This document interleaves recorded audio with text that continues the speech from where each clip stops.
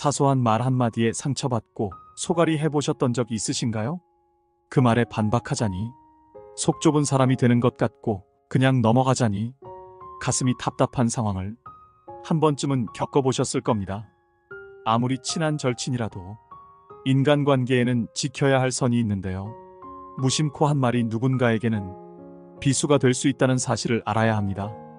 옛말에 장난으로 던진 돌에 개구리가 맞아 죽는다고 하죠. 또한 한 번 내뱉은 말은 다시 주워 담을 수 없습니다. 나이가 들수록 이런 행동을 반복하면 내 인생에서 복이 나가게 됩니다. 때로는 분위기에 취해서 또 술에 취해서 타인이나 나에 대한 이야기를 과하게 얘기했던 적이 있으실 겁니다. 그렇기 때문에 집에 있던 직장에 있던 항상 신중하게 말을 골라야 합니다. 말로 흥한 자는 말로 망한다. 옛부터 이런 일이 얼마나 많으면 이런 말이 현재까지 들려올까요? 오늘의 주제인 나이가 들수록 조심해야 하는 말에 대해 알게 되시면 말년의 대운을 맞이할 때 더 큰 덕을 쌓아 행복한 노후를 맞이하실 겁니다. 첫 번째, 돈 자랑을 하지 마세요.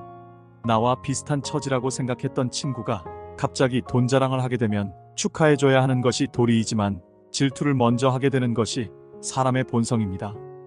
갑작스레 돈을 빌려달라 하는 연락이 오거나 모임 자리에서는 돈 많은 사람이 계산하라는 눈치를 줘서 말년복이 다 나갑니다. 하지만 내가 계산한다고 해서 진심으로 나에게 고마워하는 사람이 얼마나 있을까요? 아마 몇 없을 겁니다. 넌 돈이 많으니까 당연히 너가 내야지 라고 생각하는 게 그 사람들의 마인드니까요. 사람은 재벌 회장 같은 사람보다 자신보다 처지가 조금 나아 보이는 사람을 끌어내리려는 이상한 마음이 있습니다. 그러니 절대 돈 자랑은 하지 마세요. 만약 돈 때문에 고통받는 사람이 누군가에게 말 못할 사정이 있다면 나의 돈 자랑 때문에 큰 상처를 입을 수도 있습니다. 다들 힘들게 사는 줄 알았는데 나만 힘들었구나 하는 기분이 엄청난 박탈감을 주기 때문입니다. 물론 친하지 않은 사람이라면 이런 기분을 느껴도 큰 상관없지만 나와 가까운 사람이라면 얘기가 달라집니다. 그래서 사람들이 돈 자랑, 자식 자랑은 하지 말라고들 얘기하는 것입니다. 자식이 사고를 쳐서 마음고생을 하거나 노후를 보내야 할 때 자식 뒷바라지하며 힘들게 사는 사람이 많습니다. 그래서 형제간에도 하지 말아야 할 것이 자식 자랑이라고 합니다. 나이가 들수록 내 기쁨이 되는 것은 자식밖에 없는데요. 그런 존재가 세상을 힘들게 살아가고 있다면 그것만큼 슬픈 일은 없을 겁니다. 그러니 자식 자랑은 부부간에만 하는 게 좋습니다. 좋은 일은 나누면 배가 된다고 하지만 자식 자랑만큼은 부부끼리만 나누도록 하세요. 나의 말년운이나 자식의 앞날을 위해서도 그게 좋습니다. 내 자식 자랑을 남이 듣고 험담하고 저주한다면 이 또한 운이 나가는 일입니다. 두 번째, 내 약점을 절대 말하지 마세요. 젊었을 적 함께 했던 지인들이 여전히 곁에 있나요? 나이가 들수록 만나는 사람들이 변하고 또 점점 적어집니다. 하지만 많은 사람들이 곁에 있는 사람과 조금 친해졌다고 해서 내 비밀이나 약점을 털어놓곤 합니다. 물론 위로를 받고 공감받고 싶은 마음에 털어놓는 것이죠. 말하고 나면 속이 시원하기도 하고 치료가 된 것 같기도 합니다. 하지만 그와 동시에 상대방에게 나의 약점을 알려준 꼴이 되기도 합니다. 부부가 아닌 이상은 모두 남입니다. 나는 이 사람과 더 가까워지고 싶어 내 약점을 얘기했는데 막상 어정쩡한 공감이나 조언이 돌아오면 괜히 찝찝한 마음이 들기도 합니다. 그리고 시간이 지나면 언젠가는 멀어질 사이이기도 합니다. 또한 분쟁이나 다툼으로 사이가 멀어지면 내 약점을 동네방네 소문내게 될 수도 있습니다. 그렇게 되면 말년의 구설수에 휘말려 복은커녕 받지 않아도 될 스트레스를 받게 됩니다. 또한 말이라는 것은 편견이나 색안경을 씌우기도 아주 좋은 도구입니다. 내 비밀이나 약점을 듣고 표현을 하지 않더라도 나라는 사람에 대한 프레임이 생겨버릴지도 모를 일입니다. 세상 사람들의 마음이 모두 나와 같지는 않습니다. 내가 상대의 비밀을 지켜준다고 해서 상대도 나의 비밀이나 약점을 보듬어주고 지켜주진 않는다는 말입니다. 나의 말년운을 위해서는 내 약점을 꼭 비밀로 두는 것이 중요합니다. 세 번째, 내 목표를 말하지 마세요. 내가 얼마를 벌겠다, 내가 올해 아파트를 사겠다 등의 목표를 말함으로써 복이 나갑니다. 사람들은 항상 내 목표가 이루어지지 않는 것을 기대합니다. 그래서 내가 목표를 말했을 때 안 되는 이유에 대해 말하거나 생각합니다. 이는 내 목표에 부정적인 기운을 가져오는 겁니다. 나와 같은 목표를 가지고 함께하는 사람에게는 말해도 괜찮습니다. 그 목표가 동기부여가 되기 때문입니다. 하지만 전혀 상관없는 사람에게 내 목표를 얘기하며 자랑할 필요는 없습니다. 특히 말년에는 묵묵히 할 일에 집중해야 하는 시기입니다. 내 목표를 굳이 말하지 않더라도 그동안 살아온 삶의 방식과 지혜를 통해 목표를 이룰 수 있음에도 그걸 남에게 말함으로써 부정타게 할 필요는 없습니다. 말년의 복을 위해서는 내 목표를 이루고 난 뒤에 말하는 것이 좋습니다. 목표가 현실이 됐을 때, 그때가 내가 목표를 말해도 될 때입니다. 네 번째, 거짓말을 하지 마세요. 아주 기본적이고도 당연한 내용입니다. 인생을 살다 보면 상황을 피하기 위해 거짓말하는 사람이 있습니다. 나이가 들수록 거짓말은 사람을 추해 보이게 만듭니다. 말년에 저러고 싶은가 하며 비난을 받게 되고 그동안 쌓은 신뢰가 모두 깨질 수 있습니다. 특히 말년이 되면 무너진 신뢰를 회복하기란 거의 불가능에 가깝습니다. 작은 거짓말을 덮기 위해 눈덩이처럼 불어나는 거짓말은 수습이 불가능해질 때가 돼서야 그게 잘못인 줄 깨닫게 됩니다. 거짓말을 하지 않는 제일 쉬운 방법은 내 잘못을 인정하고 사과하는 일입니다. 제일 쉬우면서 어려운 방법이기에 많은 사람들이 이렇게 살지 못하는 것 같습니다. 정직은 풍요와 귀인을 불러옵니다. 말년운을 위해서라도 정직을 지켜보세요. 다섯 번째는 뒷담화를 하지 않는 것입니다. 남에게 부정적인 말을 하게 되면 그 화살은 결국 나에게 돌아옵니다. 말년운, 말년복이 나에게 오게 하려면 타인에게 긍정적인 말을 전해주세요. 신기하게도 그 긍정의 기운이 나에게 돌아옵니다. 이런 행동은 덕을 쌓는 것과 같습니다. 좋은 일을 할 때 어떤 보상을 바라면 안 된다고들 하지만 저는 나에게 대운이 오게 만들기 위해 좋은 일을 하는 것은 괜찮다고 봅니다. 내 입을 통해 긍정적인 말이 뱉어지면 그 기운이 나를 감싸게 되고 부정적인 말을 뱉게 되면 부정적인 기운이 나를 감싸게 됩니다. 간혹 습관적으로 남을 헐뜯고 험담하기를 즐기는 사람을 보셨을 겁니다. 그런 사람의 인생이 행복해 보이시나요? 말년에는 특히 겸손하고 조용하게 살아야 합니다. 입은 닫고 지갑을 열어야 할 때입니다. 나의 풍요를 위해 남의 풍요를 빌어주는 사람이 된다면 어느새 나 역시도 풍요로운 말년을 보내고 있는 모습을 깨닫게 되실 겁니다. 앞서 말씀드린 것처럼 이런 행동은 덕을 쌓는 일입니다. 나에게 정해진 운명이 있다면 여기에 덕을 쌓아 더 큰 대운을 받을 수 있게 되는데요. 여러분이 알고 있는 덕을 쌓는 행동이란 어떤 것이 있나요? 덕이란 나와 운을 이어주는 끈과 같은 역할을 하게 되는데요. 바로 실천하기 좋은 덕을 쌓는 행동에 대해 알려드리겠습니다. 첫 번째, 감사하는 마음을 갖는 것입니다. 우리에게 행복을 주는 요소는 여러 가지가 있지만 진정 행복을 아는 사람은 현재에 감사할 줄 아는 사람입니다. 아주 작은 일에서부터 감사함을 느껴보세요. 감사함을 느끼면 그보다 더 큰 감사해야 할 일이 생겨납니다. 또한 항상 감사한 마음을 가지고 긍정을 유지하는 사람은 힘든 일이 있어도 웃을 수 있고 그 여유로운 마음으로 문제를 해결할 수 있습니다.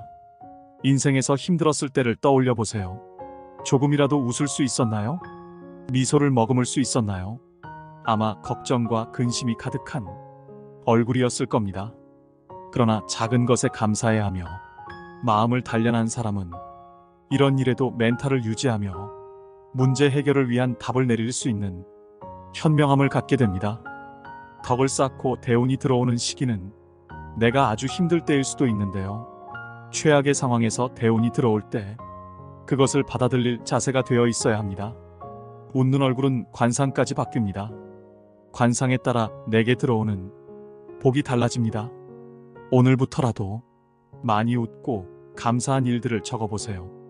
두 번째는 누군가에게 베푸는 것입니다. 우리 조상님들은 누가 가르쳐주지 않아도 베푸는 행동을 해왔는데요. 농촌 지역에서 서로의 농사일을 할 때 두레와 품앗이라는 방법으로 서로를 도왔습니다. 중요한 것은 이런 활동이 우리에게 덕을 쌓게 해주는 행동이라는 겁니다. 요즘에는 농사일을 하시는 분들이 많이 줄었기 때문에 현재에 맞는 방식으로 베푸는 마음을 가져보세요. 예를 들어 이웃에게 좋은 말을 하는 것도 베푸는 행동 중 하나입니다. 복이 하늘에서 뚝 떨어지거나 남에게서 받는 것이라 생각하는 분들이 많은데요. 복을 받는다는 것은 그동안 내가 그 복을 받을 만한 행동을 했다는 의미입니다. 요즘에는 기버, 매처, 테이커로 사람의 유형을 나누기도 하는데요. 기브 앤 테이크라는 말 아시죠? 결국 성공하는 사람이 가장 많은 유형은 베푸는 사람인 기버입니다. 물론 무작정 내 것을 탐하는 사람은 멀리 해야겠지만 베푸는 것이 스스로에게 얼마나 많은 덕을 쌓는 일인지 알게 해줍니다. 아무것도 베풀지 않으면서 얻는 것이란 세상 이치에 어긋나는 일입니다. 인간관계에서 계산기를 두들기면서 이득만 추구하는 사람은 티가 납니다. 선의를 베풀면 언젠가는 선의로 돌아온다는 사실을 기억하세요. 베풀 줄 안다는 것은 그만큼 그릇이 크다는 얘기인데요. 세 번째, 우리의 그릇을 키워야 합니다. 누가 나에게 가져갈 수 있는 만큼 금을 가져가라 했다고 생각해 보세요. 이때 1순위로 필요한 것은 무엇일까요? 바로 금을 충분히 담을 수 있을 만한 가방이겠죠. 이처럼 대운이 들어오는 때에 내가 그 운을 담을 수 없는 그릇이라면 얼마나 억울하고 슬프겠습니까? 그릇을 키운다는 것은 뭘까요? 누구를 만나도 열등감을 느끼지 말고 자만하지도 말고 겸손하며 잘못을 인정하고 객관적으로 나를 볼 줄 아는 것이 그릇이 넓은 사람입니다. 우리의 욕심은 끝이 없기 때문에 같은 실수를 반복하게 됩니다. 그러니 내가 잘못된 행동을 할 때 스스로 깨닫고 고치려고 노력하세요. 지금까지 몰랐던 것은 이제 지난 일입니다. 충분히 변화하고 그릇을 키울 수 있는 시간이 되었습니다. 말년운이 트이기 위해 덕을 쌓는 행동을 실천해 보세요. 사소한 말 한마디에 상처받고 소갈이 해보셨던 적 있으신가요? 그 말에 반박하자니 속 좁은 사람이 되는 것 같고 그냥 넘어가자니 가슴이 답답한 상황을 한 번쯤은 겪어보셨을 겁니다. 아무리 친한 절친이라도 인간관계에는 지켜야 할 선이 있는데요. 무심코 한 말이 누군가에게는 비수가 될 수 있다는 사실을 알아야 합니다. 옛말에 장난으로 던진 돌에 개구리가 맞아 죽는다고 하죠.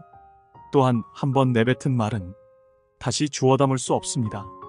나이가 들수록 이런 행동을 반복하면 내 인생에서 복이 나가게 됩니다. 때로는 분위기에 취해서 또 술에 취해서 타인이나 나에 대한 이야기를 과하게 얘기했던 적이 있으실 겁니다.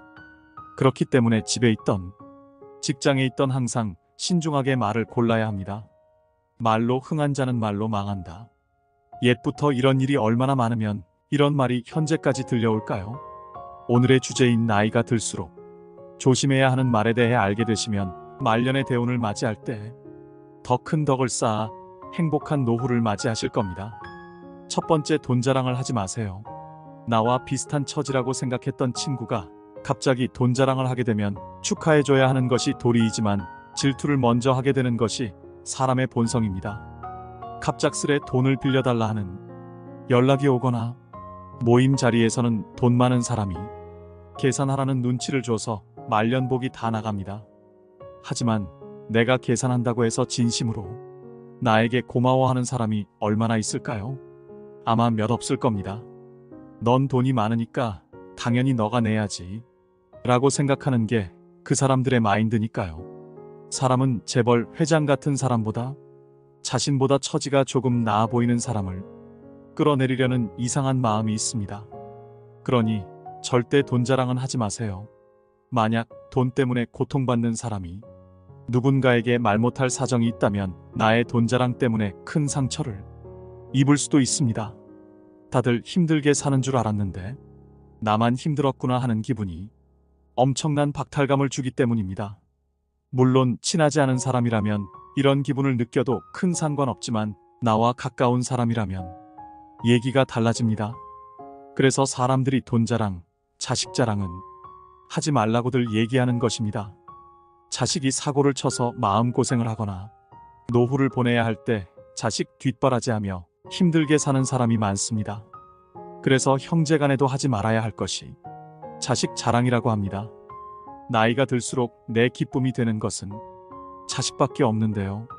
그런 존재가 세상을 힘들게 살아가고 있다면 그것만큼 슬픈 일은 없을 겁니다.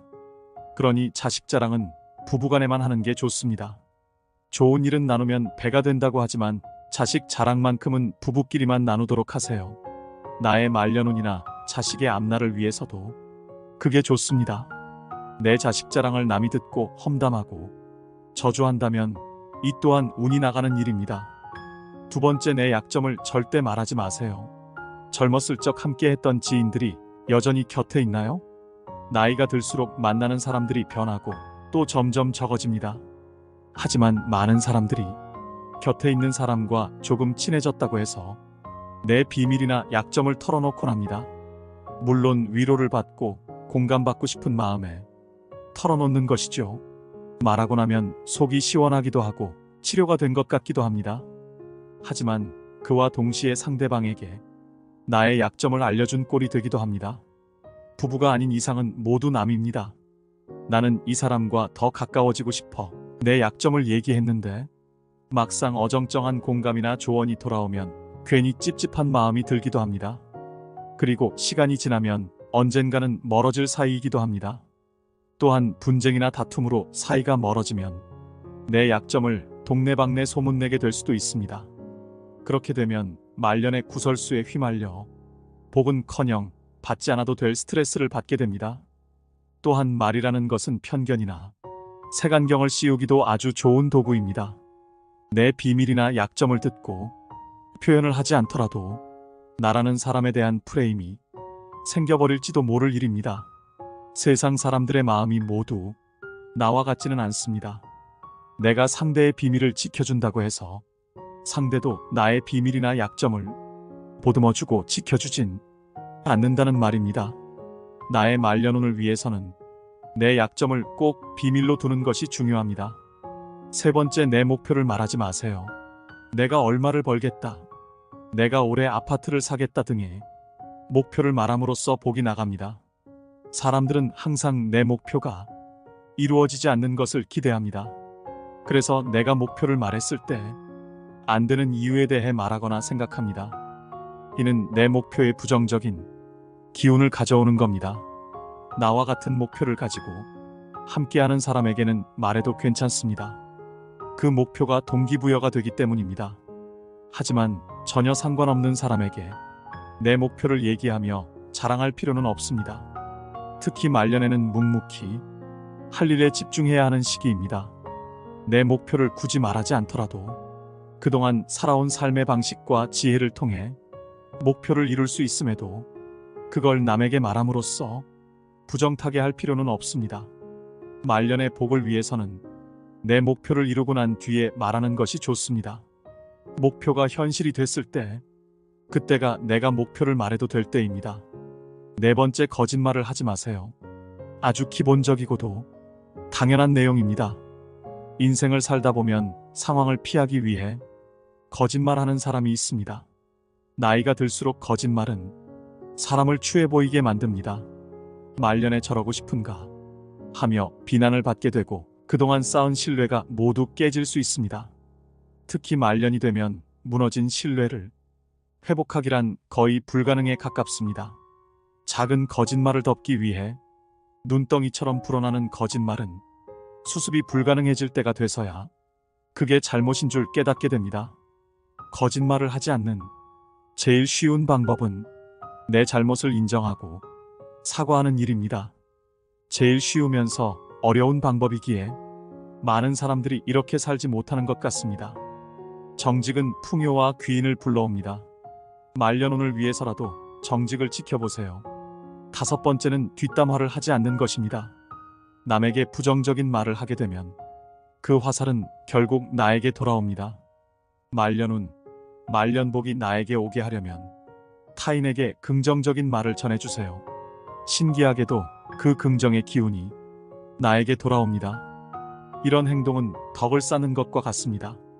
좋은 일을 할 때 어떤 보상을 바라면 안 된다고들 하지만 저는 나에게 대운이 오게 만들기 위해 좋은 일을 하는 것은 괜찮다고 봅니다. 내 입을 통해 긍정적인 말이 뱉어지면 그 기운이 나를 감싸게 되고 부정적인 말을 뱉게 되면 부정적인 기운이 나를 감싸게 됩니다. 간혹 습관적으로 남을 헐뜯고 험담하기를 즐기는 사람을 보셨을 겁니다. 그런 사람의 인생이 행복해 보이시나요? 말년에는 특히 겸손하고 조용하게 살아야 합니다. 입은 닫고 지갑을 열어야 할 때입니다. 나의 풍요를 위해 남의 풍요를 빌어주는 사람이 된다면 어느새 나 역시도 풍요로운 말년을 보내고 있는 모습을 깨닫게 되실 겁니다. 앞서 말씀드린 것처럼 이런 행동은 덕을 쌓는 일입니다.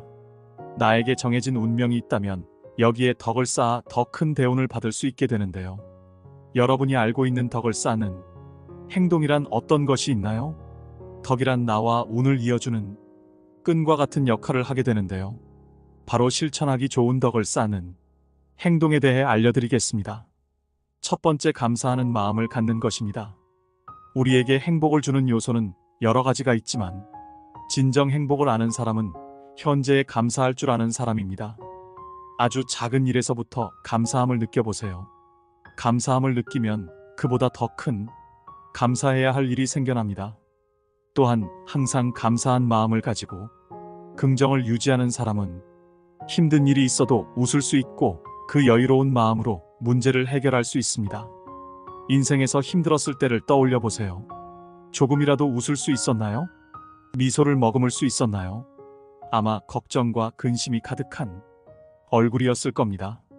그러나 작은 것에 감사해야 하며 마음을 단련한 사람은 이런 일에도 멘탈을 유지하며 문제 해결을 위한 답을 내릴 수 있는 현명함을 갖게 됩니다.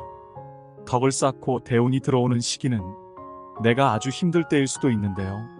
최악의 상황에서 대운이 들어올 때 그것을 받아들일 자세가 되어 있어야 합니다. 웃는 얼굴은 관상까지 바뀝니다. 관상에 따라 내게 들어오는 복이 달라집니다.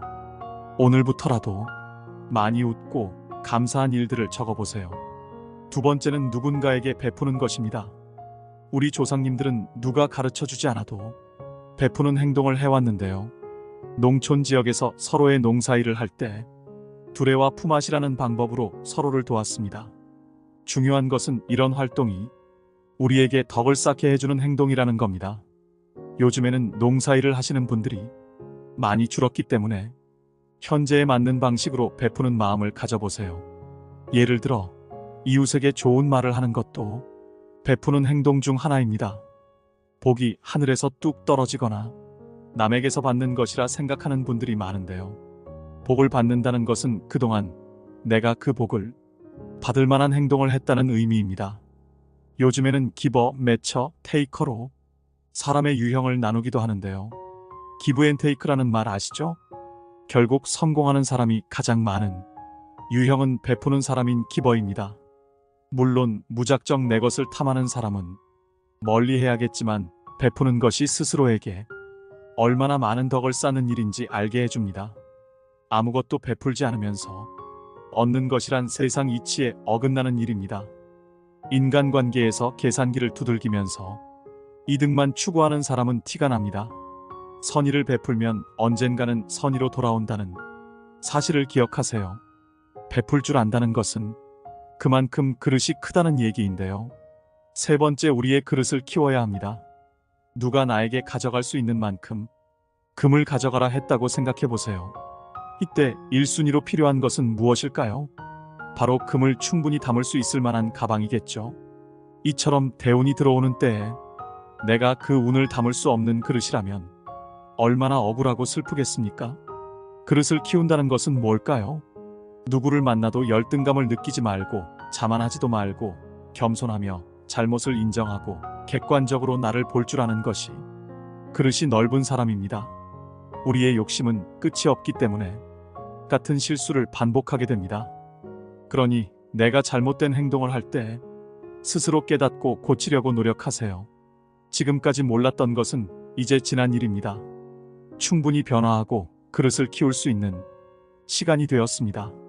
말려눈이 트이기 위해 덕을 쌓는 행동을 실천해 보세요. 오늘은 나이가 들수록 조심해야 될 말과 덕을 쌓는 행동에 대해 알아봤습니다. 첫 번째, 돈 자랑을 하지 말 것. 두 번째, 자식 자랑은 부부간에만 할 것. 세 번째, 내 목표를 말하지 말 것. 네 번째, 거짓말을 하지 말 것. 다섯 번째, 뒷담화하지 말 것. 덕을 쌓는 행동. 첫째, 감사한 마음 갖기.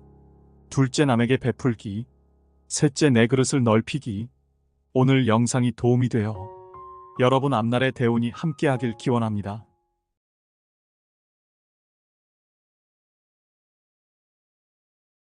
백세 시대가 되었다고 해서 좋아하는 분들보다는 걱정하는 분들이 상당히 많습니다.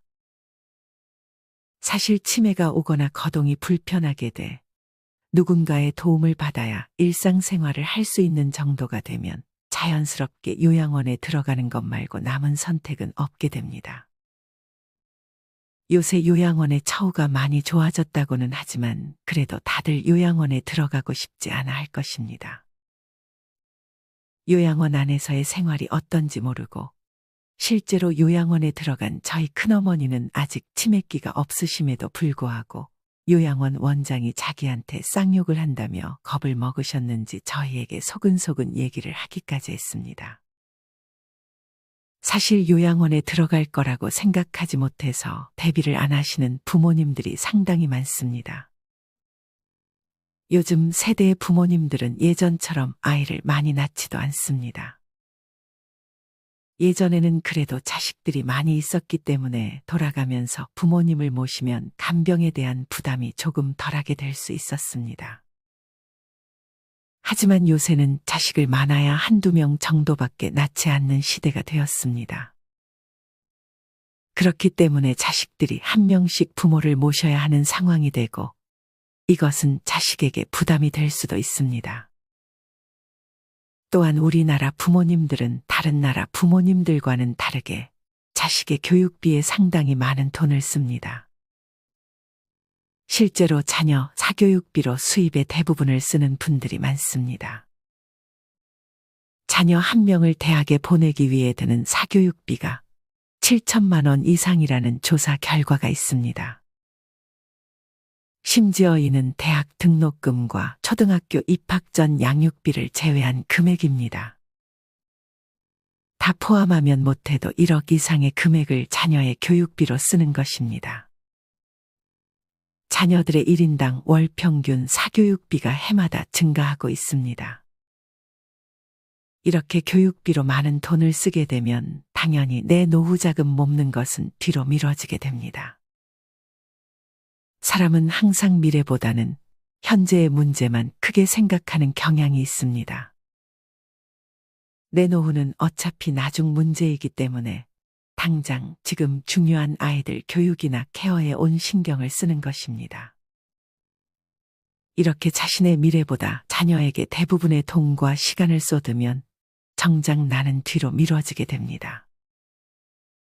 자식이 성인이 되면 내 노후 자금 모아야지라고 생각하시겠지만 자식들이 성인이 되었다고 해서 부모님들의 뒷바라지가 끝나는 것이 아닙니다.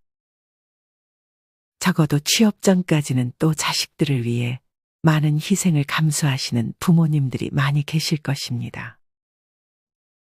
여기서 끝나면 다행이지만 취업을 했다 해도 이제는 결혼 자금이며 내 집 마련이며 정말 모든 것을 도와주고 나서 노후 자금을 마련하려는 부모님들이 상당히 많습니다.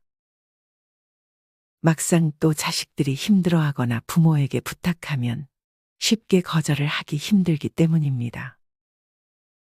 하지만 이맘쯤이 되면 이미 모아두었던 돈은 자식들을 위해 전부 빠져나가고 부모님들은 은퇴 시기가 가까워지기 때문에 노후 자금 마련은 더더욱 멀어지게 되는 것입니다. 이렇게 그래도 자식들이 행복하게 잘 살게 되면 마음은 편안하지만 그동안 자식들을 위해서만 살아왔던 부모님들은 점점 몸이 아파올 것입니다. 그동안 관리를 하지 않았다면 이 시기가 굉장히 빨리 올 수도 있습니다. 자식들 교육시키고 결혼시키고 이제는 좀 맘 편히 살아보려고 하는데 돈이 없어서 일을 못 쉬고 건강관리에 신경 쓰지 못해서 스트레스 등으로 몸이 안 좋게 되는 것입니다. 이렇게 건강이 안 좋아지면 편안한 노후는 물 건너 가게 됩니다. 사실 건강하기만 하다면 굳이 요양원에 들어갈 필요가 없지만 누군가의 도움 없이 일상생활을 할 수 없게 되는 그 순간부터 지옥은 시작됩니다. 그래도 처음에는 자식들이 도와주겠지만 자식들이 일이나 가정을 포기하고 부모님 간병에 모든 것을 쏟을 가능성은 희박합니다. 부모도 원하지 않을 것이고요. 이렇게 되면 선택의 여지는 하나밖에 남게 되지 않는 것입니다. 바로 요양원입니다. 간병인을 따로 집에 두는 것은 비용이 상당히 많이 나가기 때문에 그나마 저렴한 요양원에 들어가게 될 수밖에 없습니다. 이렇게 젊을 때 미리 준비를 하지 않고 자식에게만 모든 것을 투자하고 정작 내 미래에 대해서 대비해 놓지 않는다면 요양원에 들어가는 한 가지의 길밖에 남지 않는 상황이 될 수 있습니다. 자기 자신이 제일 중요합니다. 내가 행복해야 내 자식들에게도 그 행복을 물려줄 수 있습니다. 그러니 자식들을 도와주는 것도 좋지만 그보다는 자기 자신의 미래에 대해서도 미리 대비를 해야 합니다. 미래는 아직 오지 않았기 때문에 너무 안일하게 생각하는 것은 아닌지 생각하고 다음 두 가지를 미리미리 대비하는 것이 좋습니다. 그중 첫 번째는 신체적인 독립입니다. 앞서도 얘기했지만 몸이 아파지는 순간, 누군가의 도움 없이 일상생활을 하기 힘들어지는 순간, 남은 인생이 지옥으로 변하게 될 수 있습니다. 특히나 나이가 들어감에 따라 골다공증의 위험이 높아집니다. 일반적으로 뼈가 가장 단단해지는 즉, 최대 골량에 도달하는 시기는 30대입니다. 그 이후에는 점차 골소실이 오게 됩니다. 남성의 경우는 골밀도가 서서히 떨어져 최대 골량의 20에서 30% 정도 손실이 오는 반면 여성의 경우에는 50대 즉 갱년기 이후 10년 정도 골밀도가 급격히 떨어지고 그 이후에는 완만하게 떨어지므로 여성의 경우 갱년기라는 과정 때문에 남성보다 더 빨리 그리고 더 심하게 골다공증이 진행되게 됩니다. 이런 상태에서 넘어져서 다치거나 낙상사고가 발생하게 되면 몸은 예전처럼 더 이상 정상적인 회복이 불가능하게 될 가능성이 높아집니다. 그렇기에 미리미리 뼈 건강에 대해 신경 쓰고 크게 몸이 다칠 수 있는 행동과는 멀어지는 것이 좋습니다. 노인에게서 자주 발생하는 중요한 건강상의 문제 중 하나가 바로 낙상이라고 합니다. 65세 이상 인구의 3분의 1은 1년에 한 번 이상 낙상을 경험한다고 합니다. 이런 위험들에 대비하기 위해서는 먼저 칼슘과 비타민 D가 풍부한 균형 잡힌 식사를 하는 것이 좋습니다. 칼슘이 풍부한 음식에 해당하는 것들은 치즈나 우유 등의 유제품, 멸치, 생미역, 뱅어포 등의 해산물, 녹색 채소, 두부 등의 콩제품이 있습니다. 비타민 D의 경우에는 우유나 기름진 생선, 황란 등에 많이 함유되어 있습니다. 사실 이 모든 것을 식사에서만 충족시키는 것은 쉽지 않기 때문에 부족한 양만큼 칼슘제를 먹어주는 것도 좋은 방법입니다. 또한 흡연이나 음주, 카페인을 과다 섭취하게 되면 소변을 통해 칼슘 배설이 많이 되므로 적당량을 즐기는 것이 좋습니다. 이렇게 먹는 것 이외에도 운동은 필수적으로 해주어야 합니다. 여기서 제일 좋은 운동은 균형 운동입니다. 균형을 잘 잡는 것은 정말 중요합니다. 특히나 나이가 들어 크게 넘어지거나 낙상사고가 발생하게 되면 뼈에 정말 치명적일 수 있습니다. 운전을 험하게 하는 버스 기사들이 있습니다. 앉아 있을 때는 괜찮지만 내리려고 할 때나 올라탈 때 급정거나 급출발을 하게 되면 크게 넘어질 수도 있기 때문에 더욱더 균형 운동을 해주는 것이 좋습니다. 실제로 예전에 버스기사의 급정거로 노인 승객이 넘어져 사망한 사고가 있었습니다. 버스에서 내리려던 할머니가 자리에 일어서 있던 그 순간 버스가 급정거를 하면서 할머니가 반동으로 인해 차량 앞쪽으로 튕겨나갔습니다. 할머니는 운전석 기둥에 부착된 카드기의 머리를 부딪히게 된 것입니다. 이렇게 생각지도 못한 사고에서 피하려면 다음과 같은 균형 운동을 평소에 해주는 것이 좋습니다. 첫 번째는 의자에서 일어섰다 앉기 운동입니다.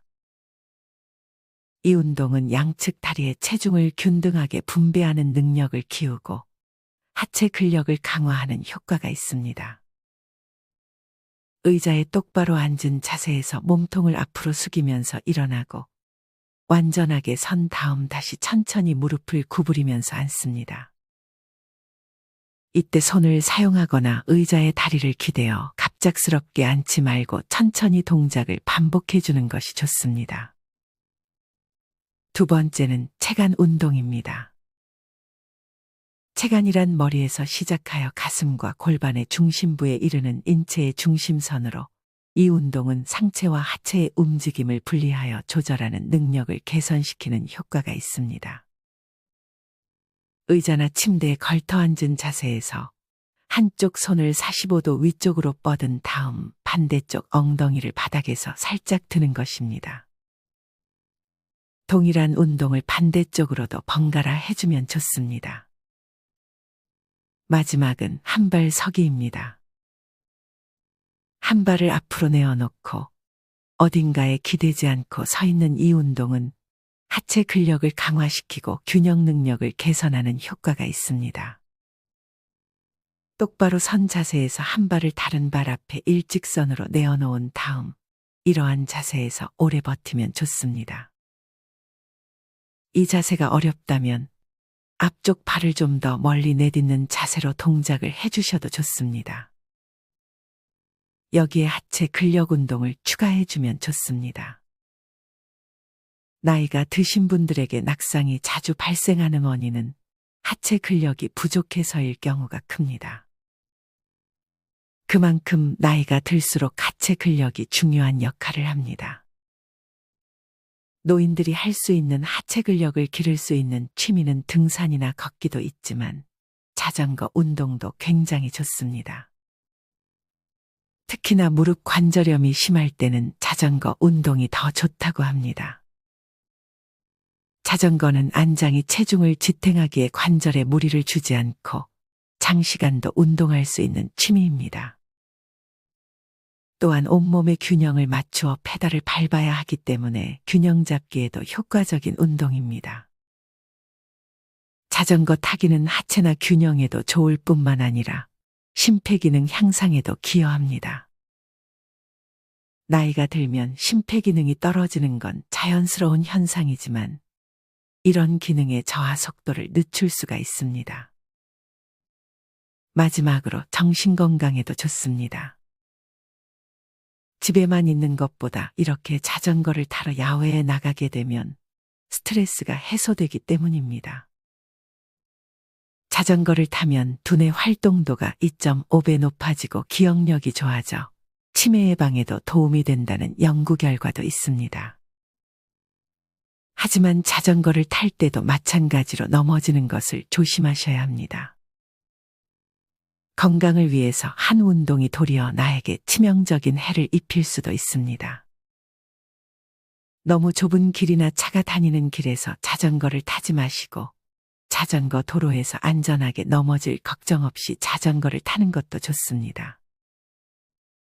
굳이 야외에서 타지 않고 실내 자전거를 장만해 실내에서 타주는 것만으로도 많은 도움이 되니 나이 들어 자전거라는 취미를 만드는 것은 여러모로 많은 도움이 됩니다.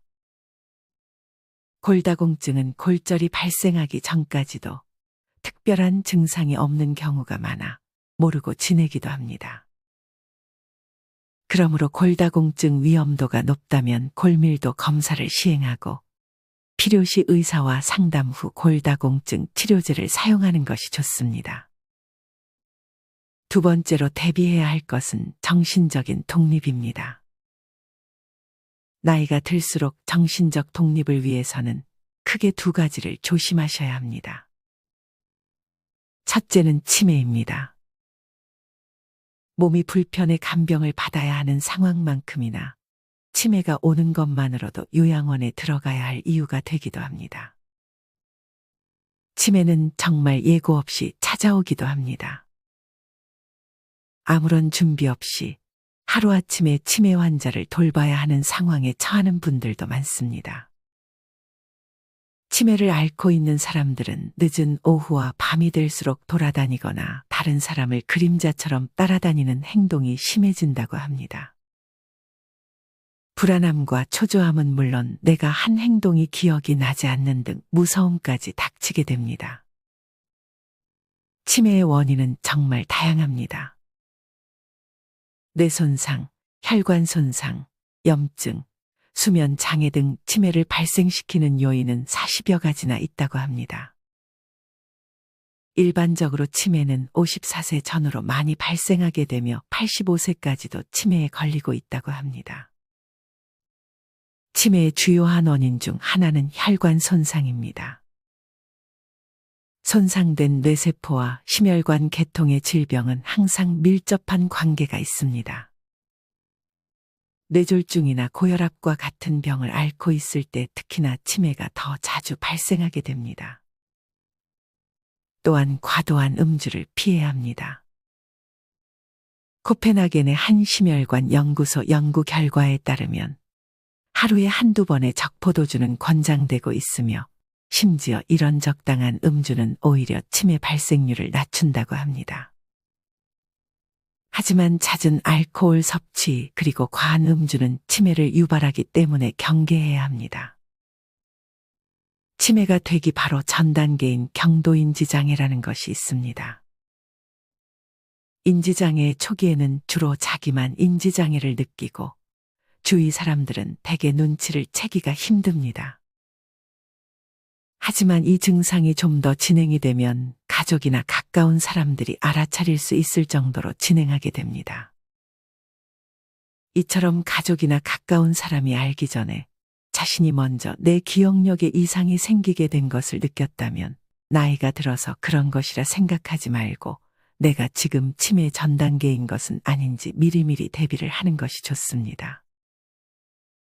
경도인지 장애를 통해 내가 지금 정상적인 노화를 겪고 있는지 아니면 치매의 위험이 있는지를 파악하는 것이 중요합니다. 이렇게 설마 내가 치매가 올까라고 가만히 있기보다는 기억력이 좋다 하더라도 우리는 미리미리 대비를 해주는 것이 좋습니다. 예방이 최고의 치료입니다. 사실 나이가 들어갈수록 인지기능이 약화되는 것은 자연스러운 현상이지만 우리는 그것을 늦출 수 있습니다. 이러한 인지기능 유지에 가장 좋은 것 중 하나는 글쓰기입니다.